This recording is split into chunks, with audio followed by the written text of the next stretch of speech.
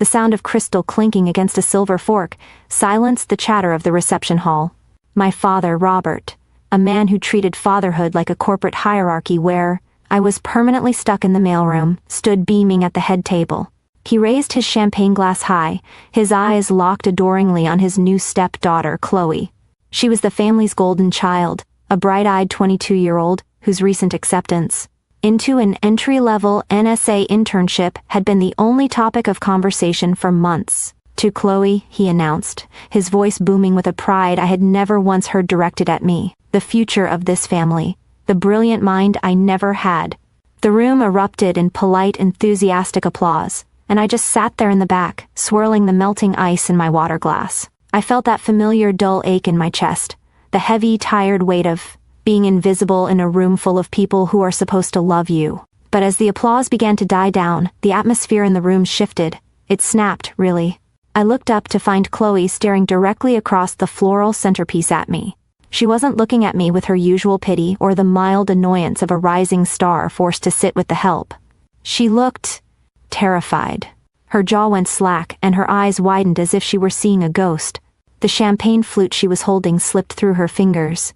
It hit the dance floor and shattered, the crash echoing through the sudden silence like a gunshot. "Wait," she whispered, her voice trembling so violently the microphone on the head table picked it up. You're the architect? You're the one who wrote the phantom code?"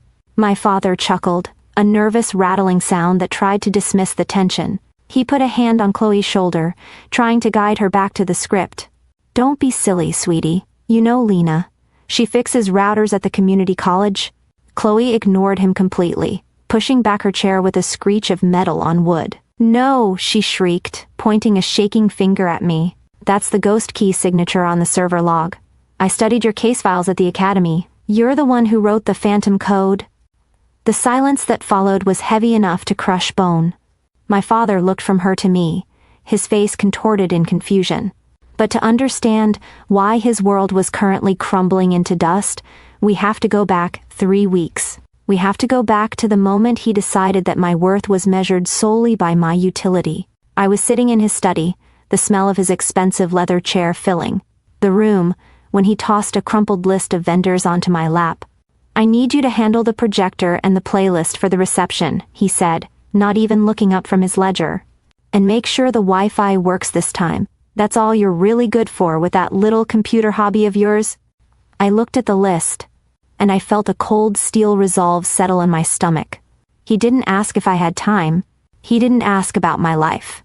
I saw the years of dismissive comments, the forgotten achievements, the way he introduced me to his friends as the quiet one. "Chloe's going to be busy with her orientation," he continued, twisting the knife with casual precision. "She just got that internship at the NSA, you know. Real cybersecurity work. High stakes." He paused, giving me a pitying smile that made my skin crawl. "It makes your little IT job look, well, cute. But we all have our roles, Lena." I didn't argue. I didn't tell him that while Chloe was learning how to log in, I was authorizing Level 5 containment protocols for threats he didn't even know existed. I just took the list. He thought he was hiring unpaid tech support for his wedding. He didn't realize he was asking the head of the Department of Defense's rapid response team to fix his microphone. "You really need to do something about this apartment, Lena," my father said, looking around my living room like he'd just stepped into a crime scene. He was visiting, briefly, to drop off the final itinerary for the wedding, but mostly to remind me of my place in the hierarchy. "It's embarrassing," he continued, dusting off a chair before sitting down. "Chloe is looking at penthouses downtown. With her new clearance bonus, she can afford a place that actually reflects her stature in the world." I just nodded, staring at the plain beige walls. He saw a lack of ambition. He saw a daughter who couldn't make rent on a real home. He didn't see that the walls were reinforced with sound-dampening lead. The internet line was hardwired into a private, encrypted server, and the lack of personal photos was a strict requirement for someone with my threat profile. To him, I was failing at life. To the United States government, I was a ghost who didn't exist on any lease, tax record, or census. But the comparison didn't stop at real estate. He loved to talk about Chloe's aptitude tests, waving her entry-level scores around like they were Nobel Prizes. Top 10% in the intern pool, he'd brag over coffee. tapping the table for emphasis. She's going to be doing real work, Lena. National security. Not whatever it is you do with those routers at the college. I would take a sip of coffee and let the bitterness roll over me. Another mark in the mental ledger.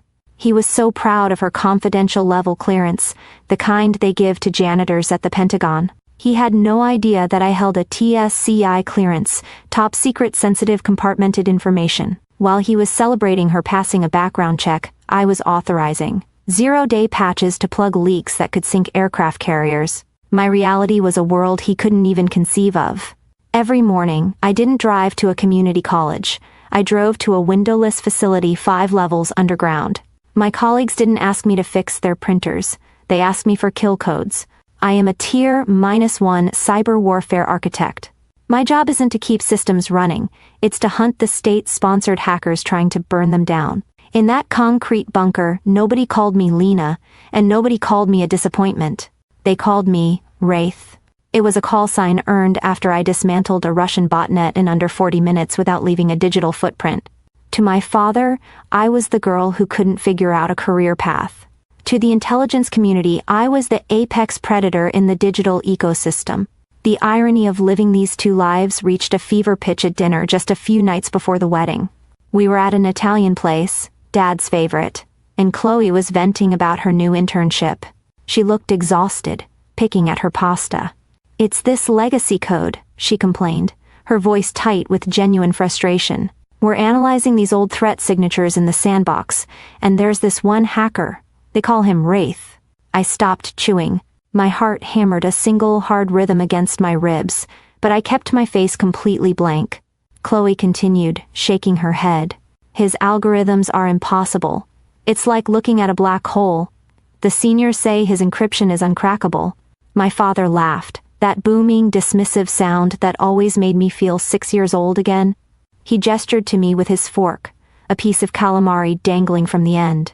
"Well, maybe Lena can help you," he joked, grinning at his own wit. "She's good with computers, right?" "Oh wait, she probably doesn't even know what an algorithm is." He looked at me, waiting for me to be offended, waiting for the reaction he thrived on. "Stick to the routers, sweetie. Leave the heavy lifting to the experts like your sister." I stared at him, and I felt a strange sense of calm. I didn't snap. I didn't scream that the code Chloe was studying was a firewall I wrote 3 years ago to protect the Federal Reserve. I just took a sip of my water, the condensation cold against my fingertips. "You're right, Dad," I said softly. "It sounds way over my head."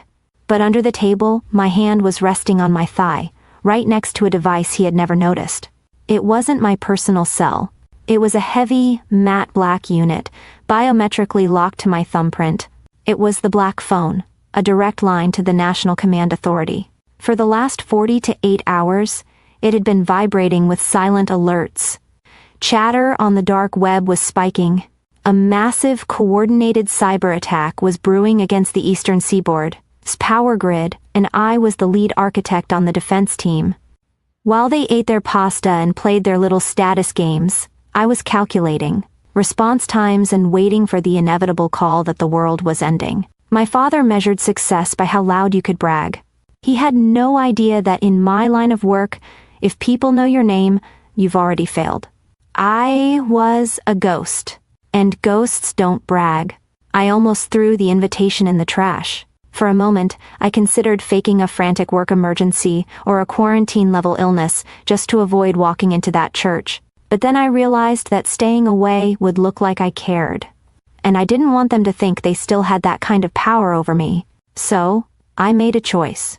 I would attend the wedding, not as a daughter seeking approval, but as an operative handling a hostile environment. I treated the event like a tactical extraction mission. Get in, maintain cover, survive the inevitable insults, and exfiltrate before my father could land a psychological blow. It was the final step in my emotional divorce from him.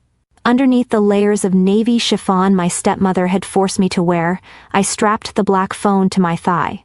It was a sleek, biometrically locked device that served as a direct line to the Pentagon's servers. As I adjusted the strap, the voice of General Hale, my commanding officer and the only man I've ever truly respected, crackled in my discreet earpiece. "Director, "We're seeing spikes in the grid traffic," he warned, his tone clipped and urgent. "We need you near a hardline terminal. This isn't a drill." I checked the reflection in the mirror, smoothing the dress over the weapon on my leg.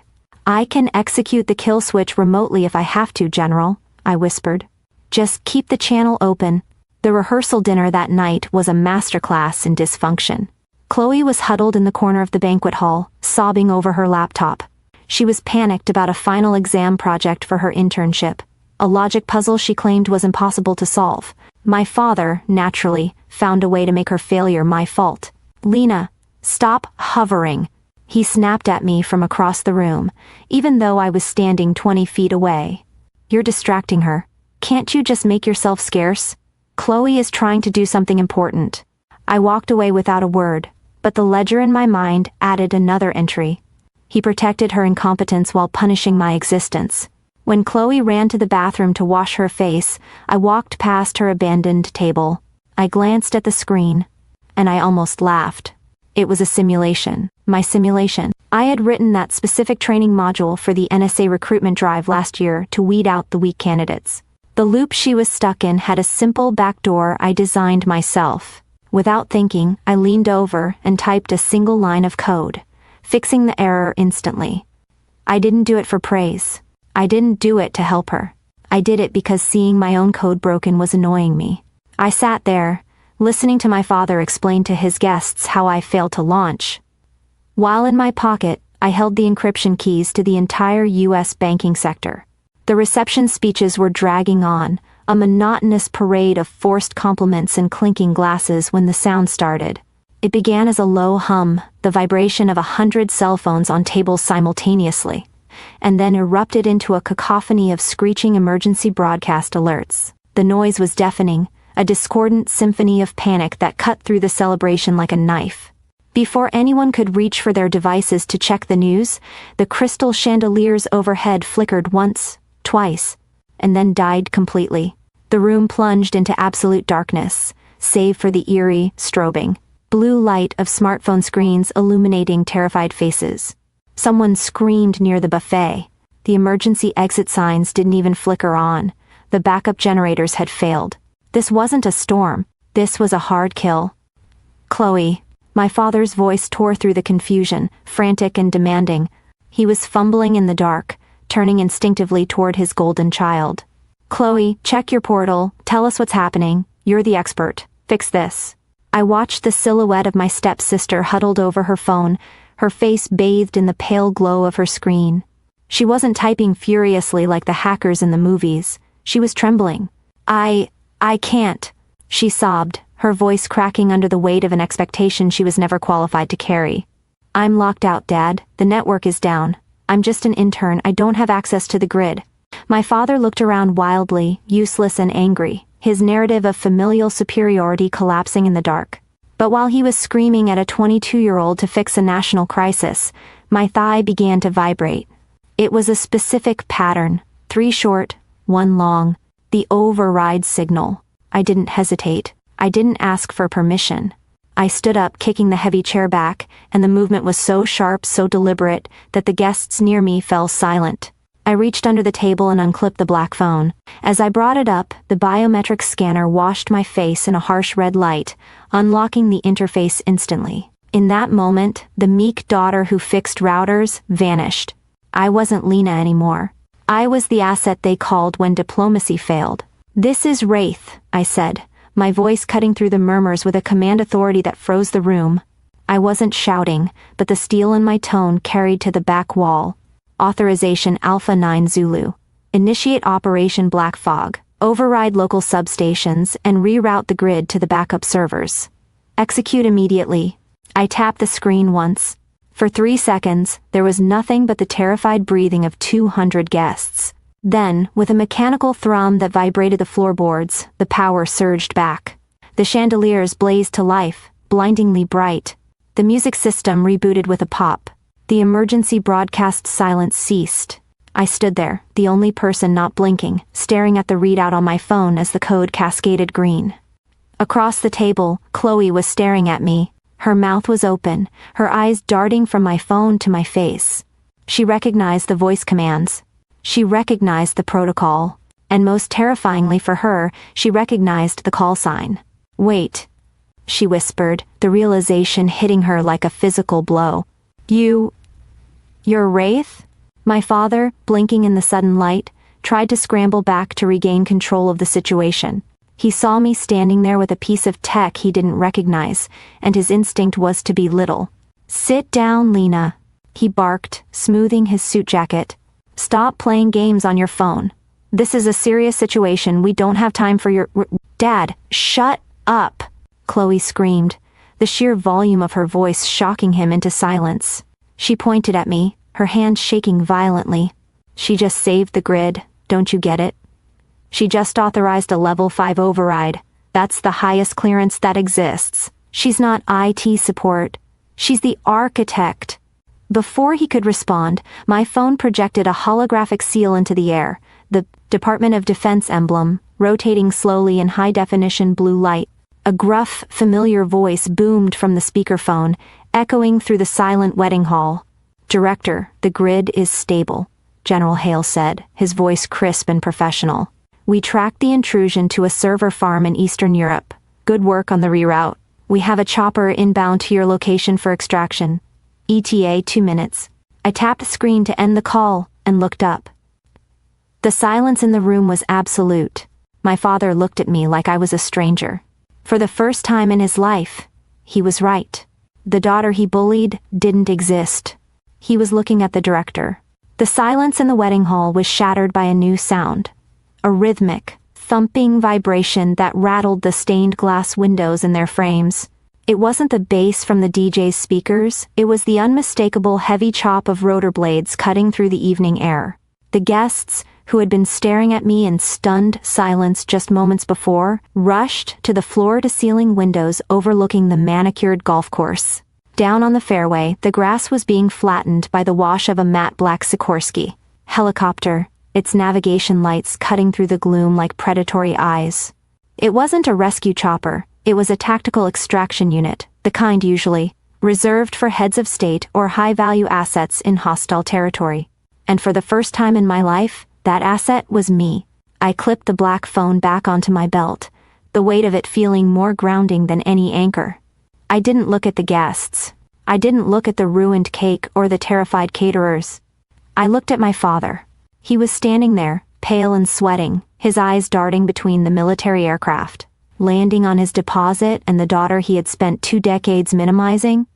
I could see the gears turning in his head, the desperate, frantic calculation of a narcissist trying to realign reality to save his own ego. He smoothed his suit jacket, forced a trembling smile onto his face, and took a step toward me. I knew you had it in you, Lena," he stammered, his voice rising, in a pathetic attempt to be heard over the roar of the engines outside. He looked around the room, seeking an audience, trying to pull the bewildered guests into his new narrative. "I pushed you, didn't I? I was hard on you because I saw the potential. I knew if I challenged you, you would rise to the occasion. That's what a good father does, he pushes." I stared at him, and I felt absolutely nothing. No anger, no sadness, no desire to argue. The ledger in my mind, which had been open and bleeding for 20 years, suddenly snapped shut. "You didn't push me, Dad," I said, my voice calm and terrifyingly flat. "You ignored me. You looked right through me every single day of my life because I didn't fit the picture you wanted to paint for your friends. You didn't build this." I gestured to the phone, the chopper, the invisible empire I commanded. "You created a vacuum. And that silence, that neglect, that gave me the time to become who I am. I built myself in the dark while you were too busy adjusting the spotlight on everyone else." I turned away from him before he could respond. I walked over to Chloe, who was still sitting in her chair, looking like a statue. She wasn't crying anymore. She was looking at me with a mixture of fear and a strange, newfound respect. "Good luck with the internship, Chloe," I said, my tone softening just a fraction, because she was a casualty of his ego just as much as I was. "Study hard. The agency eats people who pretend to know things they don't. Don't be one of them." I walked out of the double doors and into the wind. 2 tactical operators in full gear met me on the lawn, flanking me as we moved toward the aircraft. As the helicopter lifted off, banking sharp over the venue, I didn't look down. I didn't need to see the small, insignificant figures below. I was already on a different frequency. 6 months later, the wedding feels like a hallucination from a different life. I'm standing on the observation deck of the Cyber Warfare Command Center, watching the global traffic map pulsate with data streams. The air is cool, sterile, and smells of ozone and coffee. Here, there are no invisible children. There are only operators, analysts, and threats. I received an email from Chloe this morning. It wasn't a plea for help or a family update. It was short, professional, and encrypted. She apologized for the years of blindness, not hers, but the family's. She also noted that she had requested a transfer to the logistics division, far away from active cyber operations, to avoid any conflict of interest with my directorship. It was the first time a member of my family had ever made a decision, based on respect for my authority, rather than their own convenience. I archived it without replying, but I didn't delete it. My father, however, hasn't given up quite so easily. He tried to call last week. Then he tried to email. When that didn't work, he tried to add me on a professional networking site, sending a message about a consulting opportunity for a friend's firm, a thinly veiled attempt to monetize his connection to the director of cyber defense. He doesn't realize that he can't reach me anymore. He isn't just blocked on my phone. I wrote a specific subroutine into the Federal Communications Screening algorithm. His number, his IP address, his digital fingerprint, they are all permanently routed to a dead-end server that simply ceases to exist. He is shouting into a void that I engineered specifically for him. He spent my entire childhood treating me like static background noise. It seemed only fair that I finally returned the favor. My father wanted a daughter he could show off like a trophy. Instead, he got a soldier he couldn't control. Sometimes, being the disappointment is the only way to become the legend. If you've ever built a castle with the stones people threw at you, subscribe and tell your story below.